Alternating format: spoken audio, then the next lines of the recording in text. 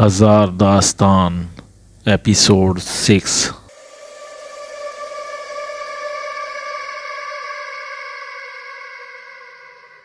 رولی نے تو اپنے طور پر ہر ممکن احتیاط کرنے کی کوشش کی تھی، لیکن کوشش کے باوجود وہ دیکھ لیا گیا۔ اپنی معلومات کی روشنی میں رولی پورے اطمینان سے جانوروں کے اس باڑے میں داخل ہوا جہاں حویلی کے جانور بندھے ہوئے تھے۔ اس گھوڑی کے لیے ذرا الگ سے جگہ بنائی گئی تھی۔ اس باڑے میں اس گھوڑی کے علاوہ 2 گھوڑے اور تھے اور یہ دونوں ایک ساتھ بندھے تھے۔ جب رولی باڑے میں داخل ہوا تو آدھی رات کا وقت تھا۔ پورے باڑے میں اندھیرا پھیلا ہوا تھا۔ ایک چارپائی پر 2 بندے سو رہے تھے۔ اب تقدیر نے اپنا کھیل شروع کیا۔ اچانک ایک بندے کی آنکھ کھل گئی۔ اس نے مل جگہ اندھیرے میں ایک سائے کو مشکی گھوڑی کی جانب بڑھتے ہوئے دیکھا۔ وہ فوراً اٹھ کر بیٹھ گیا۔ اس نے تکیے کے نیچے سے ٹارچ نکالی اور دبے پاؤں اس سائے کے پیچھے ہو لیا۔ وہ چاہتا تھا کہ اس بندے کو جا کر پیچھے سے پکڑ لے۔ ابھی وہ سائے سے 5 قدم پیچھے تھا کہ تقدیر نے اپنا فیصلہ رقم کیا اور وہ لمحہ تاریخی ہو گیا۔ رولی نے گھوڑی کے نزدیک ہوتے ہی اپنا ہاتھ بلند کیا اور گھوڑی کے سر کا نشانہ لے کر فائر کر دیا۔ پھر اس نے 2 گولیاں مزید چلائیں تاکہ گھوڑی کی موت یقینی ہو جائے۔ اس کے بعد وہ برق رفتاری سے پلٹا۔ پلٹتے ہی اس کے چہرے پر روشنی پڑی۔ فائر کی آواز سن کر دوسرا بندہ جو چارپائی پر سو رہا تھا وہ تڑپ کر اٹھا۔ اس نے ٹارچ کی روشنی میں ایک چہرہ دیکھا۔ اس چہرے کو وہ اچھی طرح پہچانتا تھا۔ اس نے بارہا روشن رائے کے ساتھ اس بندے کو دیکھا تھا۔ ٹارچ کی روشنی نے جب اس کے چہرے کا راز فاش کر دیا تو رولی نے اس بندے پر گولی چلانے میں ذرا بھی دیر نہ کی۔ گولی کھا کر بندہ نیچے گرا اور رولی برق رفتاری سے باڑے سے نکل گیا۔ دوسرے بندے کی ہمت نہ ہوئی کہ وہ اٹھ کر رولی کا پیچھا کرے۔ وہ اپنے ساتھی کا انجام دیکھ چکا تھا، البتہ اسے ابھی یہ معلوم نہ تھا کہ باڑے میں آنے والی نئی گھوڑی کا بھی کام تمام ہو چکا ہے۔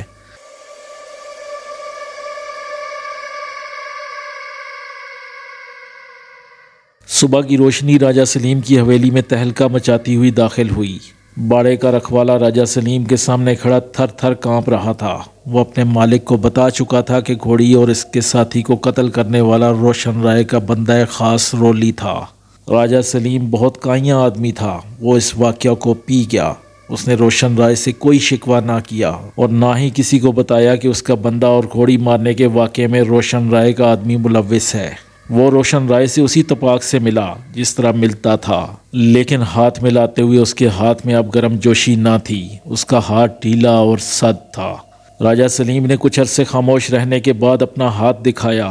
جتنے عرصے خاموشی رہی، روشن رائے بہت خوش رہا کہ رولی نے بہت عمدگی سے اس کام کو سر انجام دیا۔ وہ گھوڑی اگر اس سے نہیں مل سکی تھی تو وہ راجہ سلیم کے پاس بھی نہیں رہی تھی۔ اسے اندازہ نہیں تھا کہ راجہ سلیم کے اندر کیسا طوفان اٹھ رہا ہے۔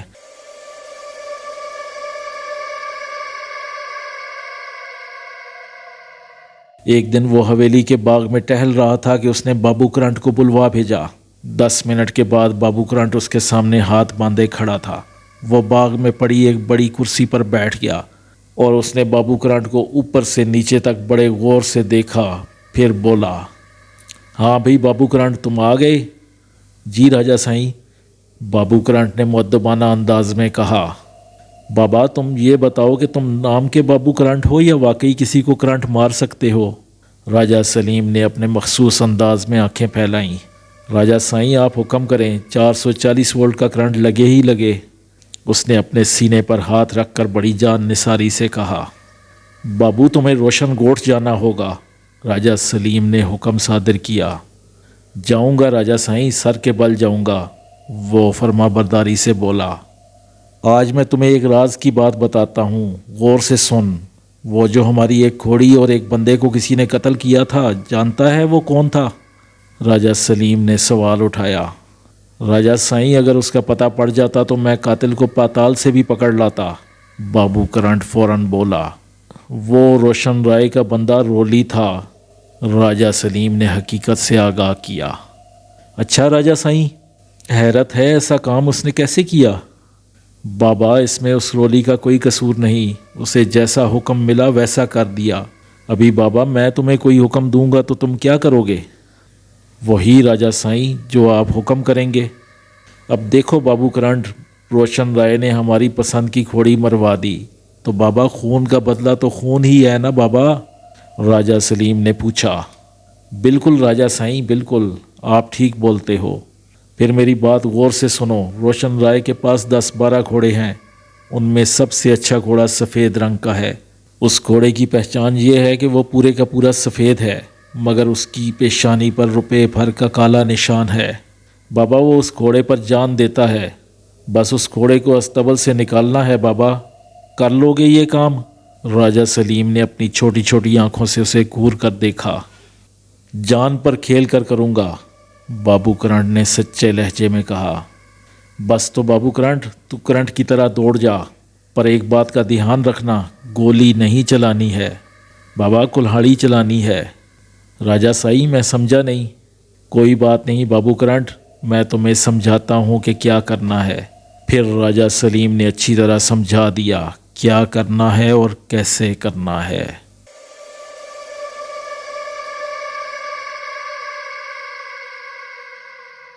وہ ایک قیامت کی صبح تھی۔ روشن رائے کو اٹھا کر جب رولی نے اسے وہ اندوناک خبر سنائی تو روشن رائے کی آنکھوں کے آگے اندھیرا چھا گیا۔ جس گھوڑے میں اس کی جان تھی، اس گھوڑے کی جان نکال لی گئی تھی۔ استبل کے چوکیدار کو باندھ کر سفید گھوڑا نکالا گیا اور اسے حویلی کے گیٹ پر لا کر اس کی گردن تن سے جدا کر دی گئی۔ وہ 3 آدمی تھے۔ یہ واردات کر کے وہ تینوں مختلف سمتوں میں نکل گئے۔ روشن رائے باوجود کوشش کے یہ نہ جان سکا کہ یہ واردات کس نے کی۔ یوں اسے اتنا اندازہ تو ہو گیا تھا کہ اگر اس واردات کے پیچھے کوئی ہو سکتا ہے تو وہ راجہ سلیم ہی ہو سکتا ہے، کیونکہ اس نے اس کی مشکی گھوڑی قتل کروا دی تھی۔ ابھی تک تو وہ مطمئن تھا کہ راجہ سلیم کو قتل کا پتہ نہیں چل سکا، لیکن اس واردات نے اس کی آنکھیں کھول دی تھیں۔ اب اسے اندازہ ہو گیا تھا کہ کسی طرح راجہ سلیم کو اس کی گھوڑی کے قاتل کا پتہ چل گیا ہے، اسی لیے اس نے جوابی کارروائی کے طور پر اس کا عزیز از جان گھوڑا بڑی دلیری سے مروا دیا تھا۔ روشن رائے نے اپنی ساری صلاحیتیں اس کوشش میں صرف کر دیں کہ راجہ سلیم کے خلاف کوئی ثبوت، کوئی سراغ ہاتھ آئے، لیکن وہ ناکام رہا۔ بابو کرنٹ نے اپنے 2 ساتھیوں کے ساتھ کچھ اس انداز میں واردات کی تھی کہ کوئی سراغ، کوئی ثبوت نہ چھوڑا تھا۔ اب دونوں دوستوں کے دلوں میں نفاق کی دیوار کھڑی ہو گئی تھی، لیکن دونوں نے ابھی ایک دوسرے کے سامنے اس کا اظہار نہیں کیا تھا۔ ان دونوں کے درمیان دوستی تھی، لیکن یہ اور بات کہ پہلی جیسی گرم جوشی نہ تھی۔ سرد مہری بڑھتی جا رہی تھی اور دوستی کے اس درخت کو گرانے میں روشن رائے کا زیادہ ہاتھ تھا۔ پہل اسی نے کی تھی۔ راجہ سلیم نے ثبوت ہونے کے باوجود روشن رائے سے کوئی گلا شکوہ نہ کیا تھا، لیکن روشن رائے کے پاس کوئی ثبوت نہ ہونے کے باوجود انتقام کی آگ اس کے دل میں بھڑکتی جاتی تھی۔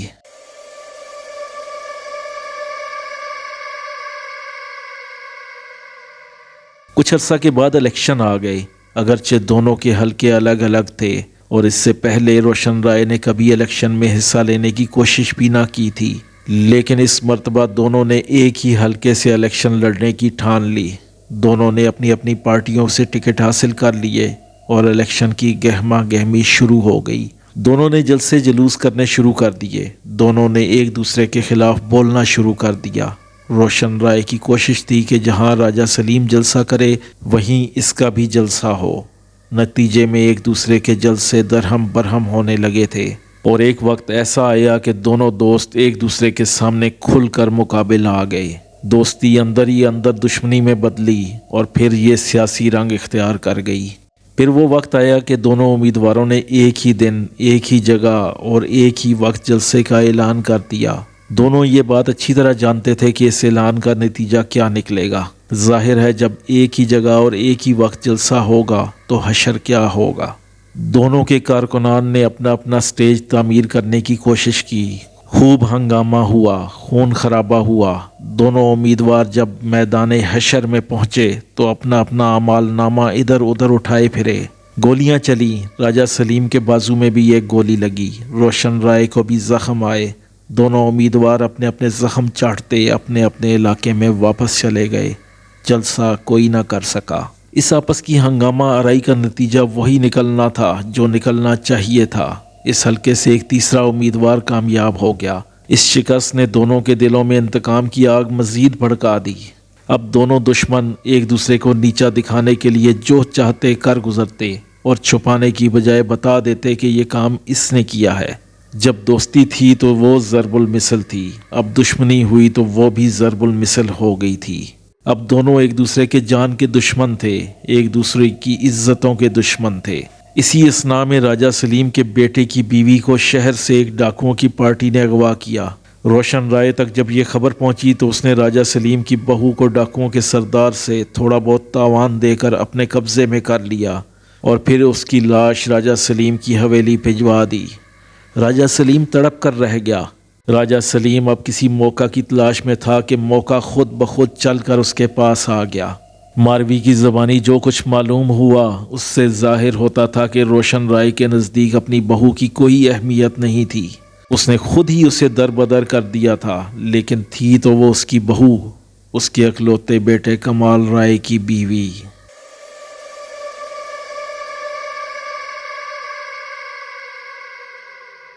اس نے ماسٹر حاکم کو شاباش دے کر اور انعام و اکرام کا وعدہ کر کے چند ہدایتوں کے ساتھ رخصت کیا اور اپنی حکمت عملی تیار کرنے لگا۔ اس حکمت عملی کے تحت بابو کرانڈ نے حاکم علی کے گھر سے ماروی کو اٹھایا اور اسے مار کر قالین میں لپیٹا اور راتوں رات اس سڑک پر رکھ دیا جو سپر ہائی وے کو ملاتی تھی تو دوسری طرف روشن گوٹ کو جاتی تھی۔ راجہ سلیم جانتا تھا کہ جس کی بھی نظر سب سے پہلے سڑک پر پڑے لپٹے قالین پر پڑے گی وہ اس خبر کو حویلی تک ضرور پہنچا دے گا۔ اب اس کو کیا کہیے کہ وہ پہلا آدمی اس کا شوہر کمال رائے ثابت ہوا۔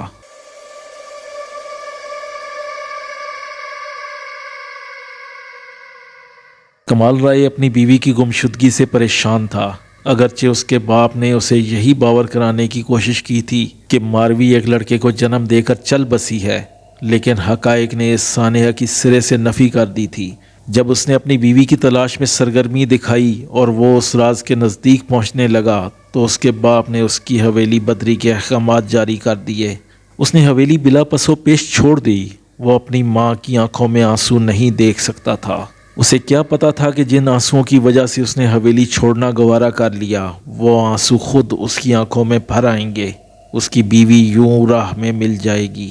ماروی کی لاش دیکھ کر اس کے دل میں ٹیس سی اٹھی، ضبط کے تمام بند دکھ کے ریلے میں بہہ گئے۔ وہ پھوٹ پھوٹ کر رو دیا۔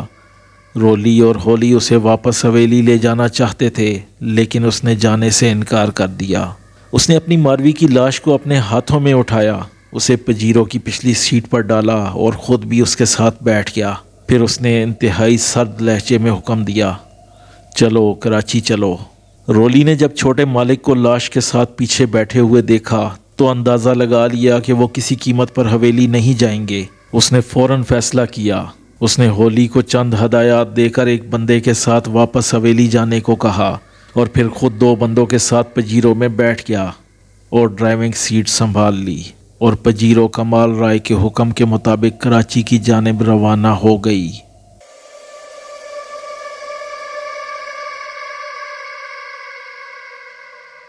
پجیرو کے جانے کے بعد ہولی اور اس بندے نے مل کر قالین کو رول کیا۔ ہولی نے اس قالین کو بندے کے کندھے پر رکھ دیا اور پھر وہ دونوں حویلی کی طرف پیدل ہی چل دیے۔ اس وقت وہ دونوں حویلی سے 10-12 کلومیٹر کے فاصلے پر تھے۔ ان دونوں کے لیے یہ فاصلہ ایسا نہ تھا کہ وہ پیدل چل کر حویلی نہ پہنچ جاتے، ویسے انہیں توقع تھی کہ راستے میں کوئی نہ کوئی سواری انہیں ضرور مل جائے گی۔ ہوا بھی یہی۔ ابھی وہ 1 کلومیٹر بھی نہیں چلے ہوں گے کہ پیچھے سے ایک اونٹ گاڑی آ گئی۔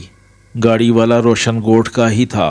اس نے حویلی کے بندوں کو دیکھ کر خود ہی انہیں آواز دے دی۔ اس طرح ہولی اور حویلی کا دوسرا ملازم ماں قالین حویلی پہنچ گئے۔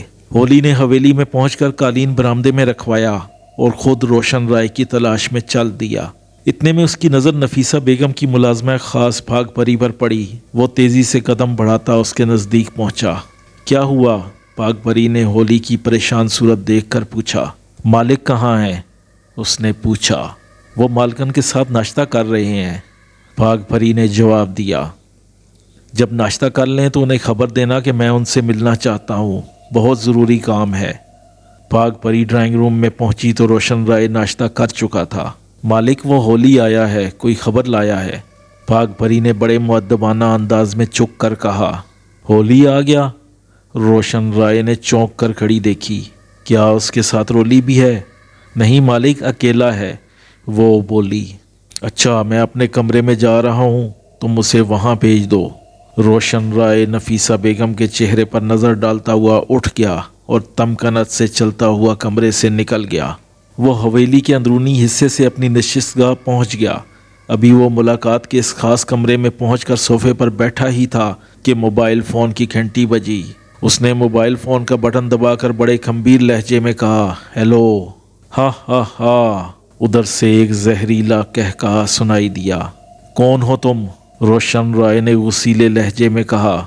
ہا ہا ہا، ادھر سے پھر وہی زہریلا قہقہا سنائی دیا۔ تب روشن رائے نے فوراً ہی اس کی آواز کو پہچان لیا۔ یہ قہقہا سن کر وہ اندر ہی اندر خوف زدہ ہو گیا۔ وہ اچھی طرح جانتا تھا کہ اس زہریلی ہنسی کے پیچھے ضرور کوئی نہ کوئی اس کی فتح کی خبر ہوگی۔ اس کی فتح مگر روشن رائے کی شکست۔ جانے اس ہنسی کے پیچھے کیا خبر ہو۔ وہ دھڑکتے دل کے ساتھ خبر کا انتظار کرنے لگا، لیکن ادھر سے فوراً ہی ٹیلی فون آف ہو گیا۔ روشن رائے نے اپنا موبائل فون بند کر کے ایک جھٹکے سے اسے صوفے پر پھینک دیا۔ اتنے میں ایک ملازم اندر آیا اور ہاتھ جوڑ کر کھڑا ہو گیا۔ ہولی آیا ہے؟ روشن رائے نے پوچھا۔ جی مالک، وہ سر چکا کر بولا۔ بھیجو اسے، روشن رائے نے حکم دیا۔ ملازم کے غائب ہوتے ہی ہولی کمرے کے اندر سہما سا داخل ہوا۔ روشن رائے نے اس کے چہرے پر ایک گہری نظر ڈالی اور اندازہ لگا لیا کہ وہ کوئی پریشان کن خبر لایا ہے۔ کیا مصیبت آئی ہے؟ بولتا کیوں نہیں؟ روشن رائے نے چنجلا کر کہا۔ مالک، میرے پاس کوئی اچھی خبر نہیں، ہولی نے گویا جان کی امان پاتے ہوئے معذرت بھرے لہجے میں کہا۔ ارے بابا، تیرے پاس جو بھی خبر ہو وہ بتا، ڈرامہ نہ کر، روشن رائے سرد لہجے میں بولا۔ مالک، یہاں سے کوئی 12 کلومیٹر پرے سڑک پر ایک لپٹا ہوا قالین دکھائی دیا۔ مالک، اسے میں نے اور رولی نے کھولا تو اس میں سے چھوٹی مالکن کی لاش نکلی، ہولی نے ڈرتے ڈرتے خبر سنائی۔ چھوٹی مالکن کی لاش؟ تیرا مطلب ہے کمال رائے کی بیوی کی لاش؟ اس خبر نے روشن رائے کی ریڑھ کی ہڈی میں سردی سی دوڑا دی۔ اس نے خبر کی تصدیق چاہی۔ جی مالک، رولی نے تصدیق کی۔ کہاں ہے لاش؟ چلو مجھے دکھاؤ۔ وہ کھڑا ہونے لگا۔ مالک، لاش چھوٹے مالک کراچی لے گئے۔ وہ حویلی واپس آنے پر کسی طرح راضی نہ ہوئے۔ رولی ان کے ساتھ گیا ہے اور میں گاڑی سے اتر کر آپ کے پاس آ گیا۔ میں وہ قالین ضرور لے آیا ہوں جس میں چھوٹی مالکن کی لاش لپٹی ہوئی تھی، وہ برآمدے میں پڑا ہے، ہولی نے بتایا۔ روشن رائے کو اس وقت کچھ سنائی نہیں دے رہا تھا، بس ہر طرف سے قہقہے کی آواز آ رہی تھی۔ یہ قہقہا زہر میں بجھا ہوا تھا، اس کا دل چیر رہا تھا۔ یہ قہقہا راجہ سلیم کا تھا۔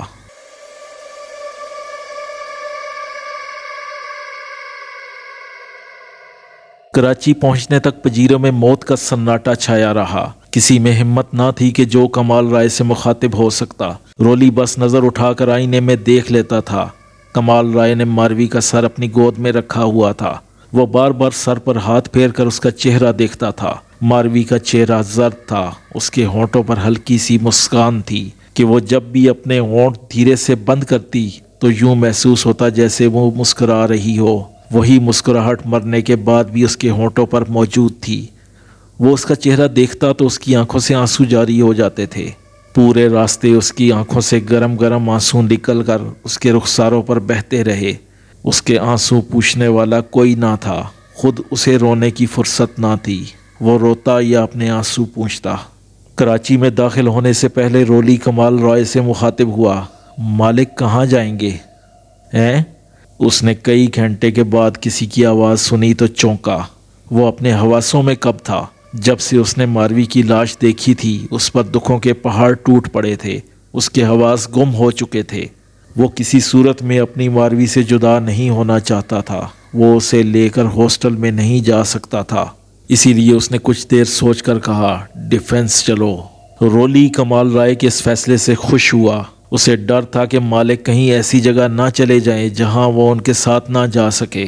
وہ کمال رائے کے ساتھ رہنا چاہتا تھا تاکہ روشن رائے کو ساری صورتحال سے آگاہ کر سکے۔ ڈیفنس کے بنگلے پر پہنچ کر کمال رائے نے وہاں موجود ملازم دلدار کو اوپر کا بیڈ روم کھولنے کا حکم دیا۔ کمال رائے نے ماروی کو پجیروں سے نکالا اور اسے اپنے کندھے پر ڈال کر اوپر والے بیڈ روم میں پہنچ گیا۔ اس نے بہت آہستگی سے اسے نرم بستر پر لٹایا، کچھ اس طرح سے کہ ٹھیس نہ لگ جائے آبکینوں کو۔ پھر اس نے اس کے ہاتھ پاؤں سیدھے کیے، سر کے نیچے تکیہ درست کیا، پھر اسے کچھ ایسی نظروں سے دیکھا جیسے اسے تنہا چھوڑنے کی اجازت طلب کر رہا ہو۔ پھر وہ تیزی سے پلٹا، بیڈ روم سے نکلا، دروازہ لاک کر کے وہ تیزی سے نیچے آیا۔ رولی سامنے کھڑا دلدار سے باتیں کر رہا تھا۔ اسے آتا دیکھ کر وہ چپ ہو گیا اور بڑے مؤدبانہ انداز میں کمال رائے کی طرف بڑھا۔ رولی اب تم جاؤ، یہاں اب تمہیں چند منٹ بھی برداشت نہیں کروں گا۔ فوراً حویلی چلے جاؤ اور بابا سے کہہ دینا کہ وہ یہاں آنے کی کوشش نہ کریں۔ ان سے کہہ دینا کہ ماروی کی طرح اب کمال رائے بھی مر گیا۔ جاؤ رولی جاؤ۔ بولتے بولتے ایک دم اس کے لہجے میں آگ بھر گئی۔ غصے سے اس نے اپنی مٹھیاں بھینچ لیں۔ رولی کا اب یہاں رکنا کسی طور مناسب نہ تھا۔ ٹھیک ہے مالک، جیسے آپ کی مرضی، اس نے فوراً بڑی سعادت مندی سے کہا اور بنگلے سے باہر جانے کے لیے فوراً پلٹ پڑا۔ اس نے اپنے ساتھ لائے ہوئے دونوں بندوں کو اشارہ کیا۔ جب وہ دونوں پجیروں میں بیٹھ گئے تو رولی خود بھی پجیروں میں سوار ہو گیا۔ اس نے بڑی مہارت سے گاڑی بیک کی اور پھر تیزی سے سیدھا نکلتا چلا گیا۔ جیسے اسے ڈر ہو کہ اس نے چند سیکنڈوں کی بھی دیر کی تو کمال رائے اسے گولی نہ مار دے۔ پجیروں کے گیٹ سے نکلتے ہی اس نے دلدار کو حکم دیا، دلدار گیٹ بند کر دو۔ جی مالک۔ وہ تیزی سے گیٹ کی طرف بھاگا۔ اچانک کمال رائے کو ماروی کا خیال آیا۔ وہ تنہا ہوگی، اس کی تنہائی کا خیال کر کے وہ جلدی جلدی سیڑھیاں پھلانگتا اوپر پہنچا اور کمرے میں داخل ہو کر اس نے دروازہ اندر سے بند کر لیا۔ پھر بیڈ پر بیٹھ کر اس نے بے قراری سے ماروی کا ہاتھ تھام لیا اور زیر لب بڑبڑایا، ماروی معاف کرنا، میں تمہیں تنہا چھوڑ کر نیچے چلا گیا تھا۔ میں بابا کے کتے کو بھگانے گیا تھا۔ دیکھو مجھے دیر تو نہیں ہوئی نا، میں فوراً ہی آ گیا ہوں۔ ماروی کی موت نے اس کے دل و دماغ پر گہرا اثر کیا تھا اور یہ اثر بڑھتا ہی جاتا تھا۔ اسے ماروی کو حویلی میں تنہا چھوڑ دینے کا گہرا رنج تھا۔ وہ موسیقی کی محفلوں میں کچھ ایسا گم ہوا تھا کہ ماروی اس کے ذہن سے محو ہو گئی تھی، حتیٰ کہ اس کا آخری خط بھی اسے حویلی جانے پر مجبور نہیں کر سکا تھا۔ میں خود کو بہت تنہا محسوس کرتی ہوں، ہو سکے تو مجھ سے مل جاؤ۔ اس خط کے ملتے ہی وہ تڑپ گیا تھا۔ اس نے فوراً حویلی جانے کا ارادہ کر لیا تھا، پر برا ہو ان موسیقی کی شاموں کا۔ کچھ دوست اسے ایک میوزک کنسرٹ میں شرکت کے لیے لے گئے۔ بس ایک شام گزری تو ماروی کے خط کا اثر دھیما ہو گیا اور پھر وہ روز جانے کا سوچ کر وقت ٹالتا رہا۔ فون اس کے پاس نہیں تھا۔ روشن رائے کی ہدایت کے باوجود اس نے موبائل فون اپنے پاس نہیں رکھا تھا۔ وہ دراصل اپنی آزادی میں کسی قسم کا خلل نہیں چاہتا تھا۔ حویلی والوں کو اس سے رابطہ کرنے کے لیے بندہ ہاسٹل بھیجنا پڑتا تھا۔ البتہ کبھی کبھی وہ کسی دوست کا موبائل لے کر اپنی ماں سے ضرورت کی بات کر لیا کرتا تھا۔ ماں کے ذریعے ہی ماروی کی خیریت معلوم ہو جاتی تھی۔ پھر ایک دن بڑی شدت سے ماروی یاد آئی تو اس نے مصمم ارادہ کر لیا کہ کچھ ہو جائے وہ کل ضرور روشن گوٹھ جائے گا۔ اتفاق سے اس وقت کسی دوست کا موبائل فون بھی دستیاب تھا، سو اس نے اپنی ماں کو حویلی آنے کی اطلاع دے دی۔ وہ کیا جانتا تھا کہ ماروی کے بلاوے پر نہ جا کر وہ کس قدر شدید غلطی کر رہا ہے۔ اگر وہ یہ جانتا کہ اب کبھی ماروی کو نہ پا سکے گا تو وہ کبھی ایسی لاپرواہی نہ کرتا۔ اب یہی لاپرواہی، اس کا ابالی پن اس کے لیے سہانے روح بن گیا تھا۔ ماروی اس کی محبت تھی۔ اس نے ماروی سے بڑی چاہ سے شادی کی تھی۔ ماروی نے اس کے لیے اپنے والدین کو چھوڑا تھا۔ اگرچہ کمال رائے نے بھی ماروی کو اپنا کر اپنے والدین کو ناراض کیا تھا، لیکن یہ اور بات ہے کہ انہوں نے اسے الگ نہ کیا تھا۔ وہ اس کو الگ کر بھی نہیں سکتے تھے۔ وہ ان کی اکلوتی اولاد تھی۔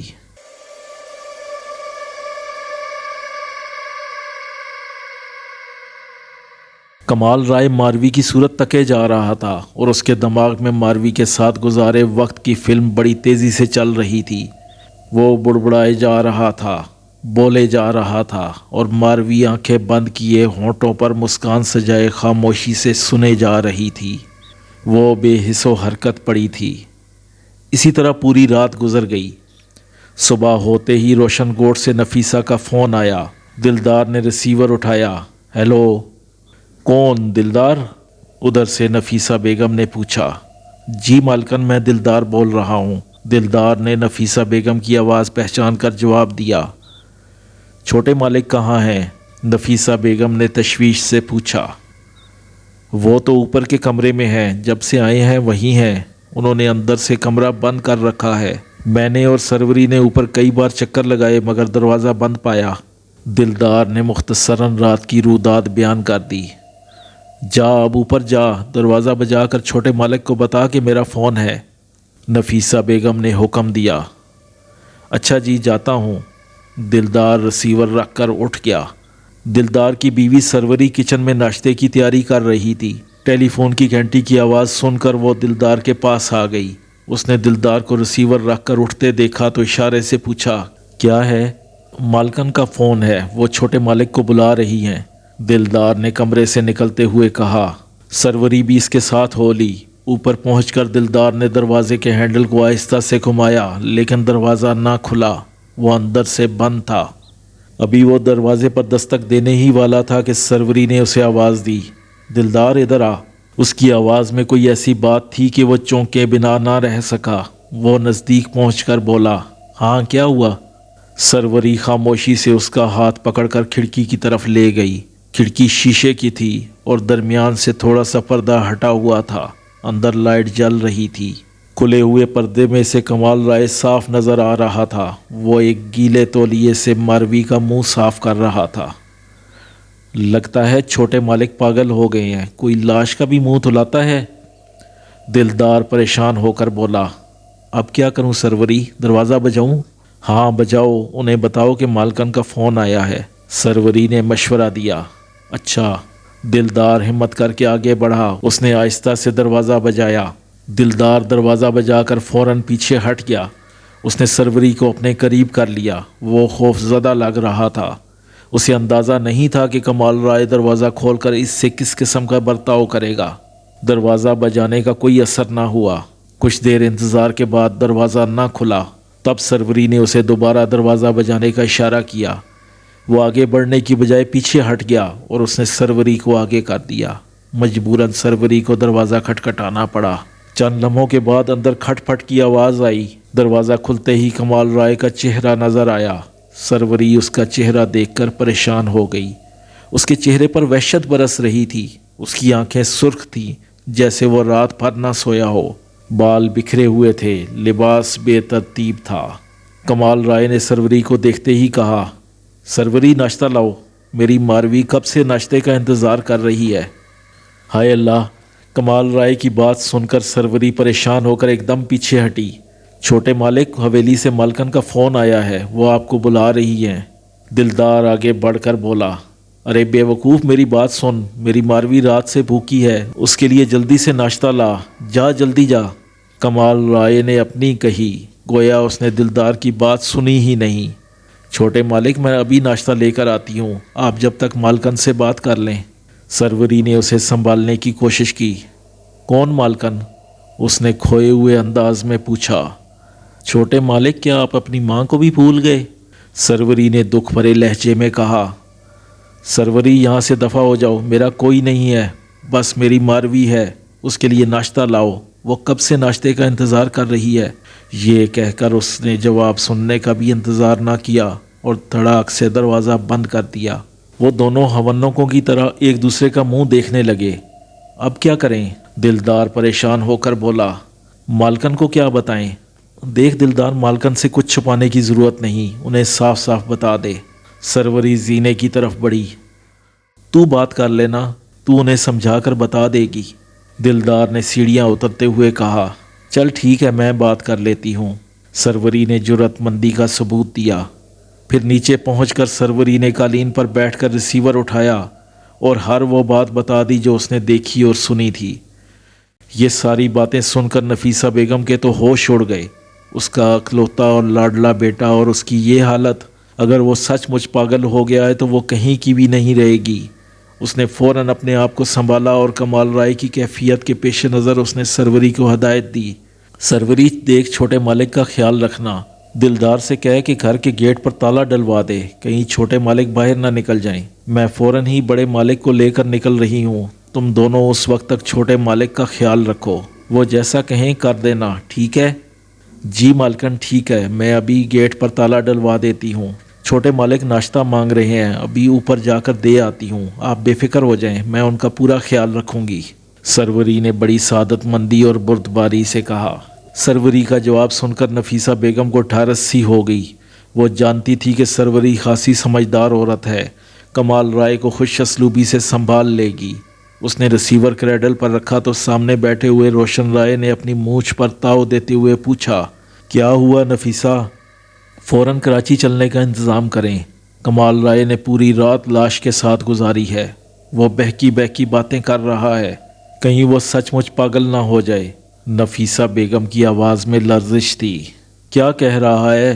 کچھ بتاؤ تو، روشن رائے نے پوچھا۔ وہ لاش کا منہ دھلا رہا ہے، لاش کے لیے ناشتہ مانگ رہا ہے، یہ کہہ رہا ہے، ابھی آئی سمجھ میں؟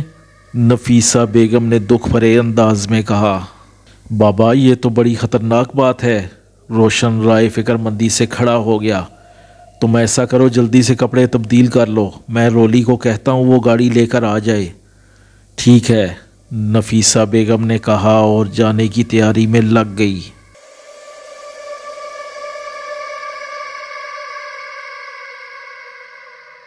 رولی نے پجیرو گیٹ کے سامنے روکی، 2 مرتبہ اس نے ہارن بجایا، اس کے بعد وہ پجیرو سے اترا، گیٹ پر لگے کال بیل بٹن کو 2-3 مرتبہ جلدی جلدی دبایا اور پھر پجیرو میں آ کر بیٹھ گیا۔ دلدار نے گھنٹی کی آواز سنی تو وہ دوڑتا ہوا گیٹ تک آیا۔ سروری بھی بنگلے سے باہر آ گئی۔ دلدار نے گیٹ پر لگا تالا کھولا اور پھر جلدی سے گیٹ کے دونوں پٹ کھول دیے اور خود ایک طرف ہو گیا۔ رولی تیزی سے پجیرو اندر لیتا چلا گیا۔ اس نے گاڑی روک کر جلدی سے اتر کر پچھلا دروازہ کھولا۔ پہلے روشن رائے اور اس کے بعد نفیسہ بیگم اتری۔ دلدار نے دونوں کو سلام کیا اور ہاتھ باندھ کر کھڑا ہو گیا۔ وہ دونوں سر کے اشارے سے سلام کا جواب دیتے ہوئے اندر بنگلے میں داخل ہو گئے۔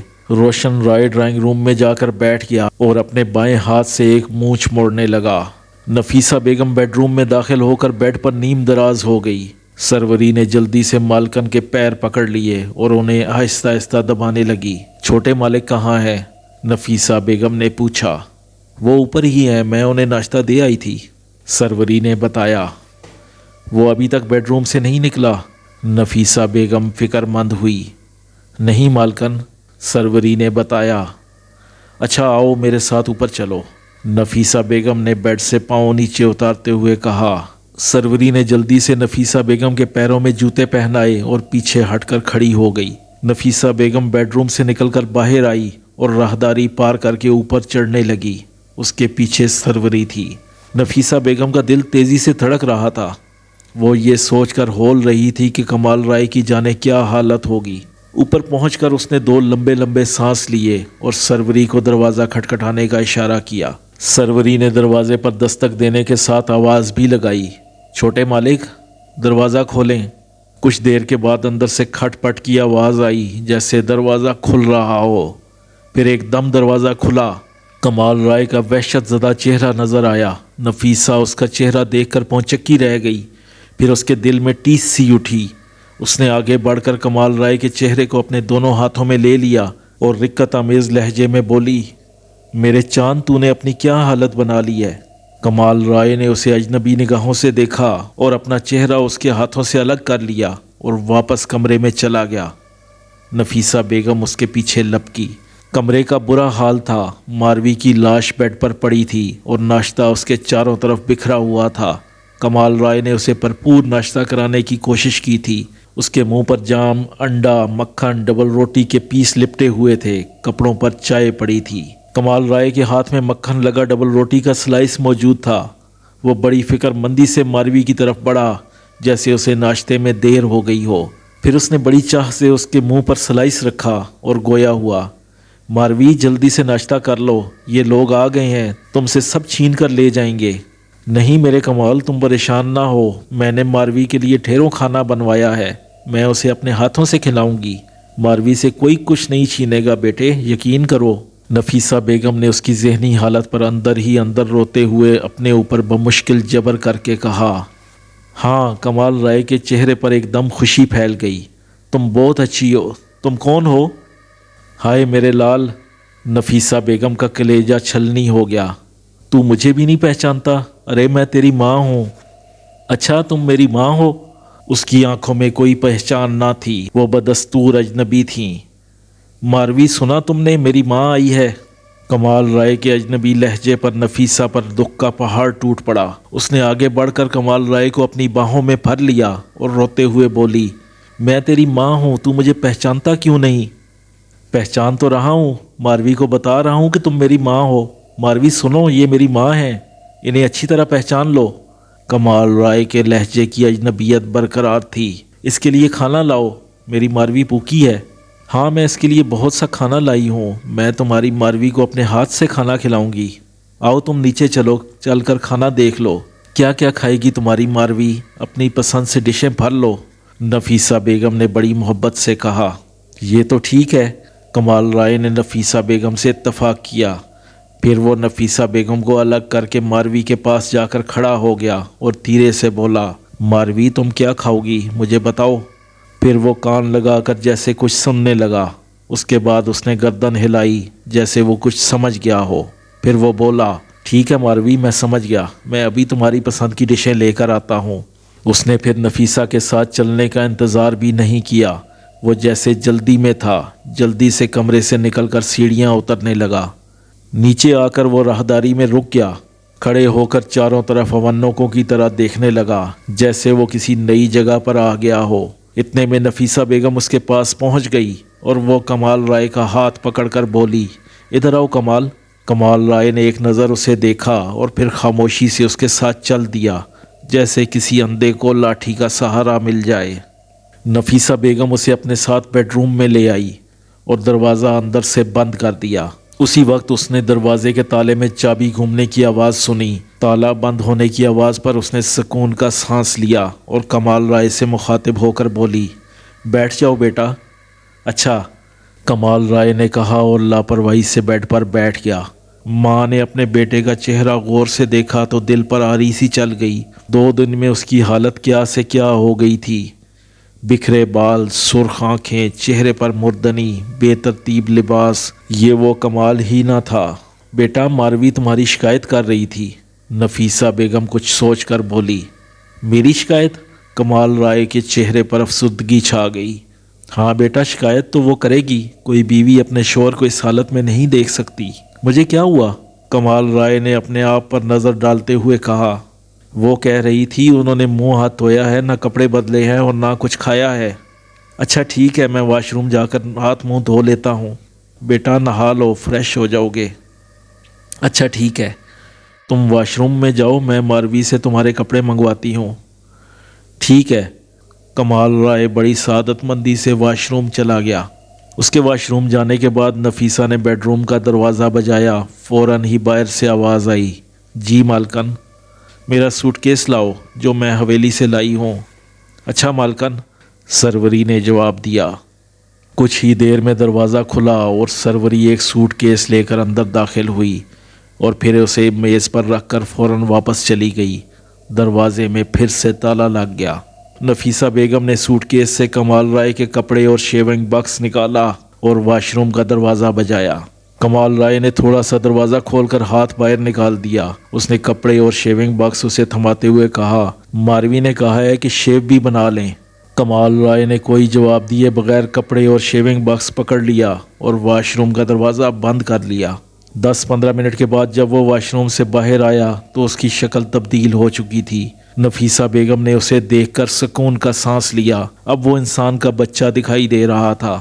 بیٹھو کمال، مجھے تم سے کچھ بات کرنی ہے۔ نفیسہ بیگم نے اس کا ہاتھ پکڑ کر بیڈ پر بٹھانے کی کوشش کی۔ نہیں، کمال رائے نے فوراً ہی اپنا ہاتھ چھڑا لیا اور دروازے کی طرف بڑھتے ہوئے بولا، مجھے ماروی کے لیے کھانا لے کر جانا ہے، وہ میرا انتظار کر رہی ہوگی۔ وہ کھانا ابھی تک نہیں بھولا تھا۔ نفیسہ بیگم کا خیال تھا کہ وہ جب نہا دھو کر آئے گا تو اس میں تھوڑی بہت تبدیلی ضرور آئے گی، لیکن وہ تو وہیں کا وہیں تھا، ماروی کی یاد میں ڈوبا ہوا، ماروی کے لیے فکر مند۔ اس نے بے قراری سے دروازے کا ہینڈل گھما کر دروازہ اپنی طرف کھینچا۔ اس کا خیال تھا کہ دروازہ فوراً کھل جائے گا اور وہ باہر نکل جائے گا، لیکن ایسا نہ ہوا۔ دروازہ باہر سے لاک کر دیا گیا تھا، وہ کھلتا کیسے؟ کمال رائے نے دوسری مرتبہ ہینڈل گھمایا لیکن دروازہ ٹس سے مس نہ ہوا۔ اب اس کے صبر کا پیمانہ لبریز ہو گیا۔ وہ جھنجھلا کر بولا، یہ دروازہ کیوں نہیں کھلتا؟ کھولو دروازہ۔ بیٹا کمال، نفیسہ بیگم جلدی سے اس کے نزدیک آئی۔ بیٹا آؤ، ادھر آؤ، میرے پاس بیٹھو، میری بات سنو۔ مجھے کچھ نہیں سننا ہے، جلدی سے دروازہ کھولو۔ یہ کس گدھے کے بچے نے بند کیا ہے؟ میں اسے گولی مار دوں گا۔ پھر اس نے غصے سے دروازہ بجایا۔ دروازہ کھولو، دروازہ کھولتے کیوں نہیں؟ دروازہ باقاعدہ ایک منصوبے کے تحت بند کیا گیا تھا۔ اس پلان پر باہر عمل ہو چکا تھا۔ جب کمال رائے نے بہت زور سے دروازہ بجایا، کئی لاتیں دروازے پر ماریں اور غصے سے چلایا، گدھے کے بچوں دروازہ کھولو۔ تب اچانک دروازے میں چابی گھومی اور وہ اگلے لمحے کھل گیا۔ سامنے دلدار کھڑا تھا، اس کے ہاتھ میں چابی تھی۔ دلدار کو دیکھتے ہی کمال رائے آگ بگولا ہو گیا۔ اس نے آؤ دیکھا نہ تاؤ، ایک زوردار تھپڑ دلدار کے منہ پر رسید کیا، اتنی زور سے کہ اس کا منہ پھر گیا۔ کتے کے بچے، تو نے دروازہ کیسے بند کیا؟ اس نے آگ بھری نظروں سے اسے دیکھا اور بھاگتا ہوا چلا گیا۔ اس نے بڑی تیزی سے راہداری پار کی اور تھڑا تھڑ زینہ چڑھتا اوپر پہنچ گیا۔ اوپر کے کمرے کا دروازہ کھلا ہوا تھا۔ وہ پاگلوں کی طرح بھاگتا کمرے میں داخل ہوا۔ اس کا کندھا دروازے کی چوکھٹ سے ٹکرایا۔ وہ گرتے گرتے بچا۔ کندھے پر اسے شدید چوٹ لگی، لیکن اس نے کوئی پرواہ نہ کی۔ وہ اپنے دونوں ہاتھ پھیلائے۔ جب بیڈ کے نزدیک پہنچا تو وہاں کا تو نقشہ ہی بدلا ہوا تھا۔